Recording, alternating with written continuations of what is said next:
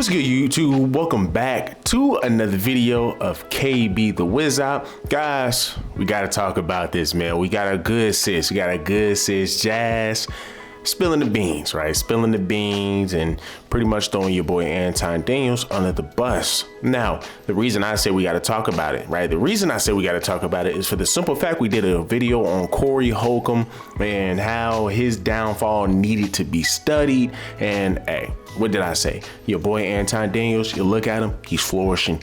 He's flourishing ever since the little situation happened with Corey Holcomb. But fast forward, here we have our sis Jazz. Now her live, I think, is about 2 to 3 hours long, right? So shout out to our brother O'Shea Duke Jackson. Shout out to Unc. Gonna pretty much react it from his point of view. Never, ever. Okay.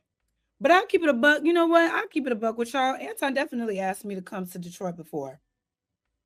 He definitely DM'd me on that one day. And mind you, this was several shows after I had been on his panel. All right. So shout out to this young lady here. Her name is Jazz Noel 7. Check her out. She's a young lady that used to be kind of like an adversary kind of person of Anton Daniels on some of these streams. So she didn't really like his point of view. They kind of clashed a lot. Here she is saying that Anton Daniels hopped in the inbox.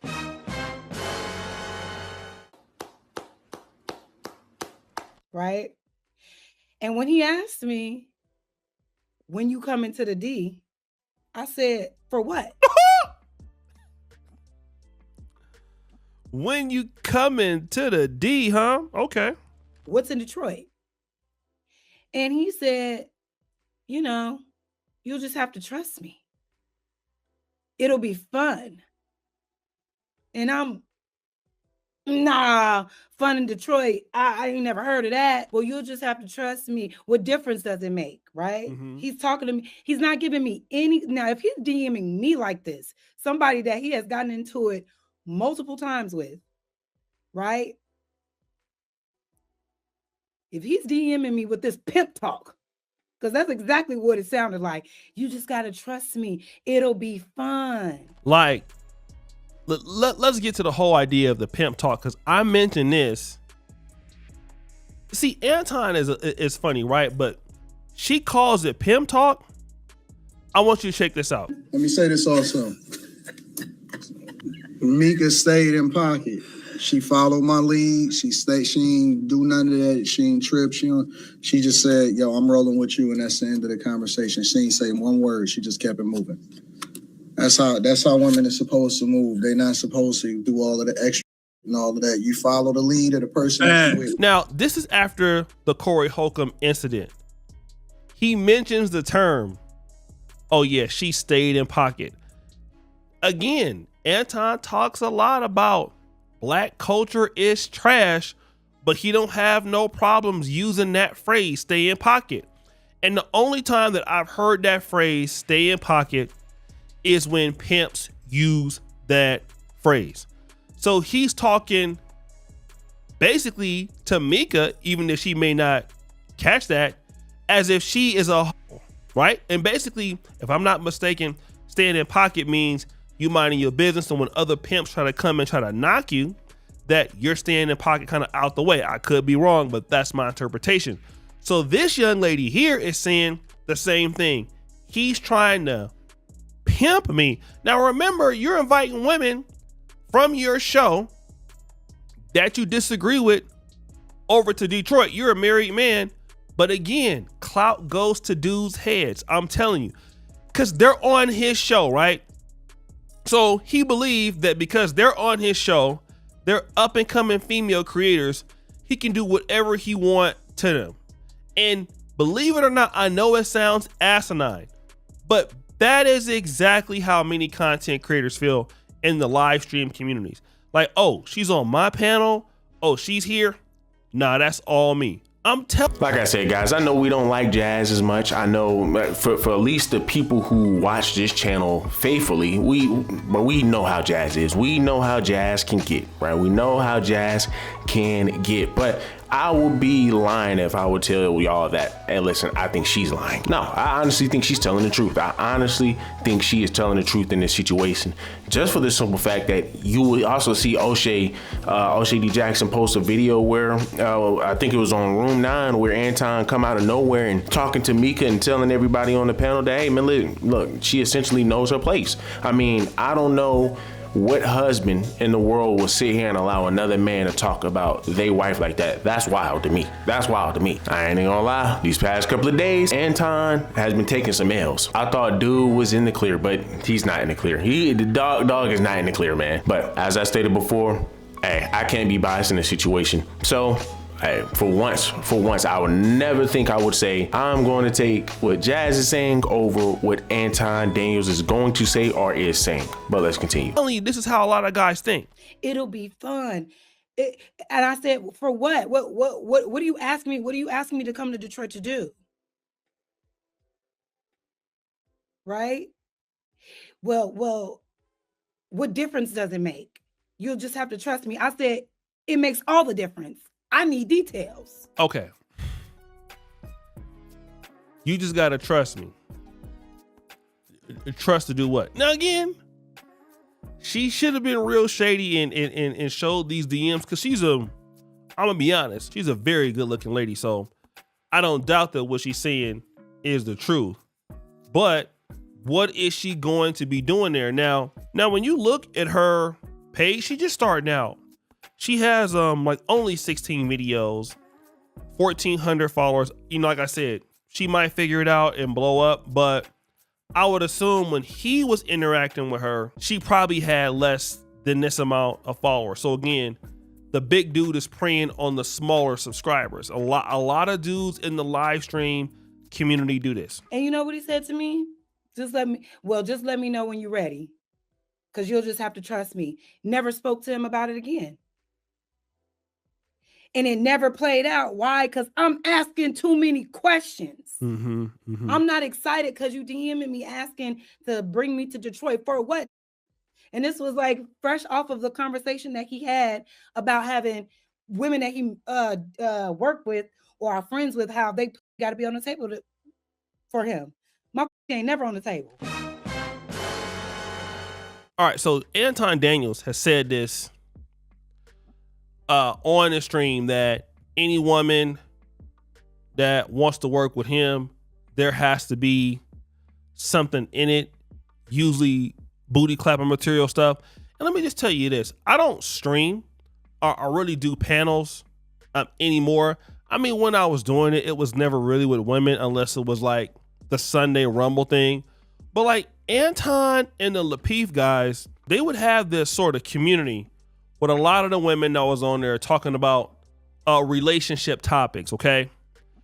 And I'm gonna be honest, I felt that Anton in particular was unfair and treated the women pretty bad. And I think what they try to do with these live streams and these panels trying to go viral is, number one, they try to lower these women's self-esteem, okay? I think this is the goal, especially with Anton. Lapeef, he kind of was more behind the scenes, but of course he got caught up in the crossfire with Anton too. You know, lower these women's self-esteem, you know, make them believe that, hey, you're the kind of man that got the real answers, whether it's Lapeef or Anton.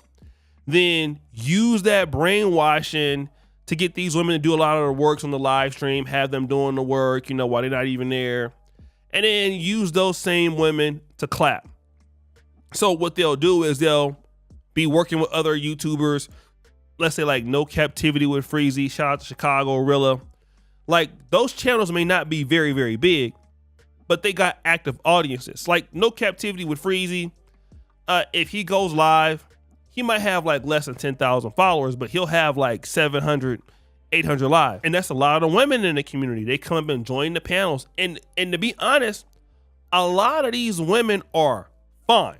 Like they may have like 500 subscribers, 600 subscribers. And it's different from us Manosphere guys because a lot of dudes in the Manosphere was kind of harsh, rough, not disrespectful towards women on the panels, but women wouldn't want to join that situation because the Manosphere live streams were not women friendly. They were not for women. So, but the reality is that these sort of, these Lapeef Let's Talks, Room 9, they include women in the conversation. So a lot of the women got preyed upon from what I understand. Can't say that it's true, but that's what I've heard. And I kind of believe that at least some of it is true, if not all of it is true. Can't say that it is true, but I definitely believe it. And then they use their authority over these women to get in their inbox. And you're not gonna parade me around like, you know what I'm saying? Like Mika, like Molly, like Q, or whatever the case may be. Uh-oh. No. Now, if he would have DM'd me, yo, Jazz, I got a cool idea. I think we could do something. I know we look like enemies, but maybe we could collab and do something, that'll help you grow in your channel. If he would have came at me like that, I would have been like, can I bring my...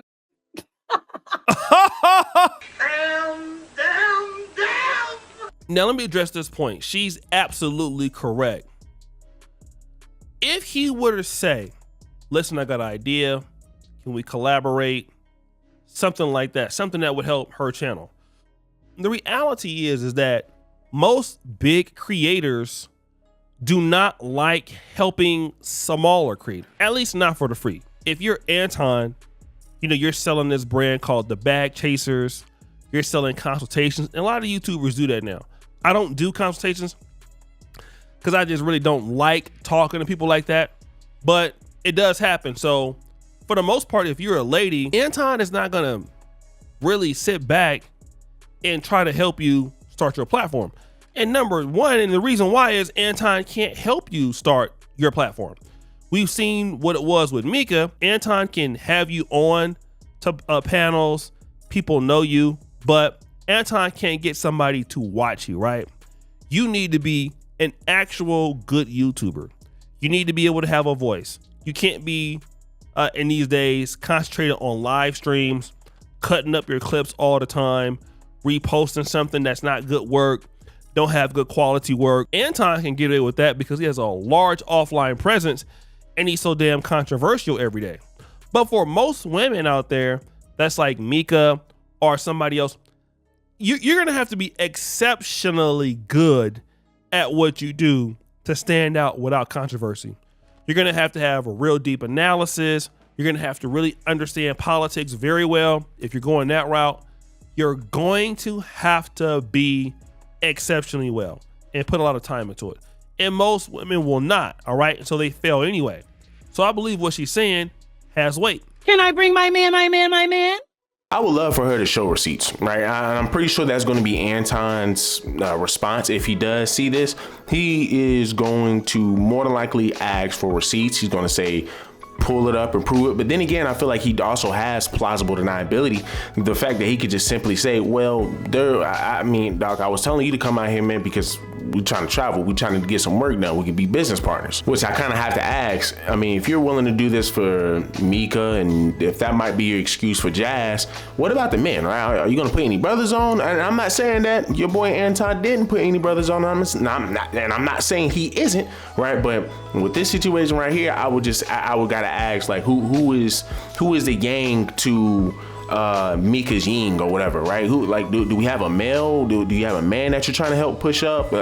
Maybe 2K, right? Maybe it could be 2K. I don't know. But yeah, well, we need to at least see the receipts. I mean, I think that would kind of help it out. But even then, even if we didn't see the receipts, I still believe her. To some degree, I still gotta believe sis. I'm not gonna lie. And I got a lot more respect for Jazz just off the strength that she stands on business. And yeah, she like, man, look, let me bring my boyfriend. Let's see how that goes. Hey, man, look. Jazz stood on business, so I definitely found a lot more respect for her. Now, I think we can go ahead and, upgrade her to the, the very strong, independent, dumb woman, right? Because she still say a lot of dumb things, right? But she's definitely your ideal sister in the sense of how she carries herself appearance wise. And, because once again, she always comes in dressed appropriate, right? I mean, she wants to be respected. So even though she comes up with a bunch of dumb stuff, you cannot deny she gets some respect. She deserves some respect. And y'all remember me breaking down the video of her being a hypocrite when it comes down to, trying to virtue signal and, oh, well, y'all men need to be protecting women and this, that, and the third. And we end up seeing her not saying anything to the brick lady who sat here and caused all of these problems that we have in the black community when she said, hey, somebody threw a brick at my head. Come on, bro. But overall, hey, she got my respect. Let's continue. Because if it's strictly business, it shouldn't be a problem. We could do a double date. Me, you, and your boo. But see, it never got that far because I didn't have stars in my eyes. Right. Mika said as soon as he DM'd her, she was like, yeah, I'll go do the interview. Yeah. I'm asking like, what we on? What you on? Right. Coming to Detroit for what? I heard it's so cold in the D. Right. You want me out there for? Right. What difference does it make? He's a pimp, or at least a wannabe. Right. And unfortunately, he got one with Mika. I'm not being successful in this space is definitely a goal of mine for sure. But I don't need to put myself in nefarious situations or a situation that'll make me look bad just because the person that's asking me to hang out got a bunch of followers. I agree. Let me stop there because that even happens for male on male YouTubers. Like people get starstruck. Oh, let me collaborate with him. Let me go on his channel and grow. It's a short-term fix. Like you got to be good. This lady here, in my honest opinion, I think that she has everything it would take to be a good YouTube personality. Being a good YouTuber, being precise, knowing how to make the video, how to make the thumbnail, putting time to effort, that's different because that's discipline. But as far as a YouTube personality, she got what it takes. Not gonna lie to you. She's a good YouTube personality already. But just these guys who are larger, they want to make you feel like you being associated with them, like they're so much above you. And really, they cannot help your career unless they have really good knowledge and unless you buy into it. And Anton Daniels, again, there's not a lot of YouTubers that he's put on, and I'm just saying, respectfully, I put on more YouTubers in the black YouTube space in the last decade than anybody. I done worked with a lot of dudes from America, from Africa, everywhere, okay? My track record speaks for itself, and that's men, that's women, different personalities, political, vlog, whatever. And she would have to really put a lot of work into it to build an audience. Because he liked to talk shit. No. So if he's DMing me like this, I know for sure if he's DMing any of these other women, it ain't on no professional nothing. Right. It ain't business. Right. He trying to holler. Right. Okay. Of course, he's going to frame it that way. Right. But the fact that you couldn't even tell me the reason why you wanted me to come to Detroit after we have been going head to head with each other, damn near every show.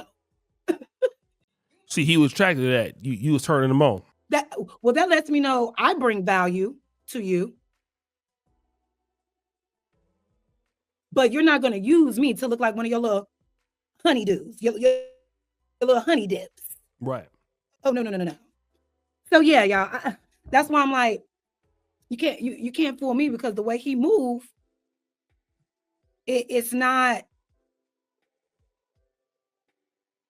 professional. And let me say it, it's also weak.